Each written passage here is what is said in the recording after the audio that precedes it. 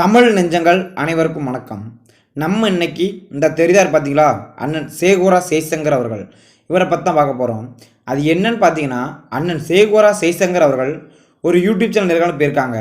அங்கே அந்த YouTube channel நெறியாளர் அண்ணன் சேகோரா ஜெய்சங்கர் அவர்களிடம் ஒரு கேள்வி கேட்டிருக்காரு. அது என்னன்னா, நாம் தமிழர் கட்சி திமுக அதிமுகவை விட பெரிய கட்சியா, இல்லை நாம் தமிழர் கட்சி திமுக அதிமுகவை விட அதிக வாக்குகள் வாங்கிவிடுமா அப்படிங்கிற மாதிரிக்கா அந்த யூடியூப் சேனல் நெறியாளர் அண்ணன் சேகோரா ஜெய்சங்கர் அவர்களிடம் ஒரு கேள்வி கேட்டிருக்காரு. அதற்கு அண்ணன் சேகோரா ஜெய்சங்கர் அவர்கள் அந்த நெறியாளர் வாயடைக்கும் விதமாக ஒரு பதிலை கொடுத்துருக்காரு. அந்த காணொலியை நீங்களே பார்த்துட்டு வந்துருங்க தமிழ் நெஞ்சங்களே. இந்த தேர்தலும் பணம் கொடுப்பானுங்க, நீங்களும் செக் போஸ்ட் மிஷின்லாம் வச்சு நிற்பீங்க. இந்த தேர்தலும் பணம் கொடுக்க தான் போகிறானுங்க, பணத்தை வாங்கி தானே போட தான் போகிறாங்க. பார்த்து தானே சார் நம்ம இருக்கிறோம். அண்ணாச்சிமே கொடுக்கும், திமுக அண்ணாச்சி கூட. நீங்கள் எங்கே போவீங்க அப்பா? இங்கே புரியுதுங்களா? சீமான் வந்து பார்த்தீங்கன்னா சீமான் ஒருத்தர் ரூபா கொடுக்க மாட்டான், டீ கூட கொடுக்க மாட்டான், அவன் காசில் பிடிச்சிக்கணும். இப்போ புரியுதுங்களா?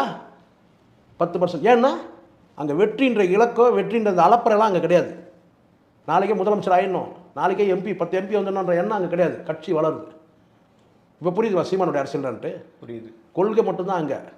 வேணுன்றவும் போடு, இல்லைன்னா போடுன்றோம். ஏன்னா சொல்ல நான் ஓட்டு போடாத போன்னு சொல்லணும். யாராச்சும் மேடையில் சொல்கிறாரு, நீ எனக்கு போட்டால் போடு, போடலையே போயிட்டே இரு. உங்கள்கிட்ட காசு கொடுத்து வாங்கணும் அவசியமே கிடையாது. இப்போ புரியுதுங்களா? தமிழ் நெஞ்சங்கள் அனைவரும் இந்த காணொலியை பார்த்துருப்பீங்க. இந்த காணொலியிலிருந்து நம்ம தெரிந்து கொள்ள வேண்டிய விடயம் ஒன்றே ஒன்று தான். அது என்னவென்றால், தமிழ்நாட்டில் எத்தனையோ அரசியல் கட்சி தலைவர்கள் வந்தார்கள். வந்தவர்கள் அனைவருமே 1000 ரூபா தருகிறோம் எங்களுக்கு வாக்களியுங்கள், 2000 ரூபா தருகிறோம் எங்களுக்கு வாக்களியுங்கள், 3000 ரூபா தருகிறோம் எங்களுக்கு வாக்களியுங்கள் அப்படி என்று சொன்ன தலைவர்கள் தான் அதிகம்.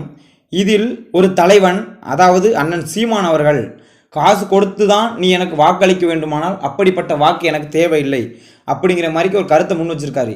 தமிழ்நாடு மாத்திரமல்ல, இந்தியா முழுவதும் பார்த்தாலும் இந்த கருத்தை முன்வைத்த ஒரே தலைவன் அண்ணன் சீமானாகத்தான் இருக்க முடியும். இதிலிருந்தே நீங்கள் புரிந்து கொள்ள வேண்டும் மக்களே.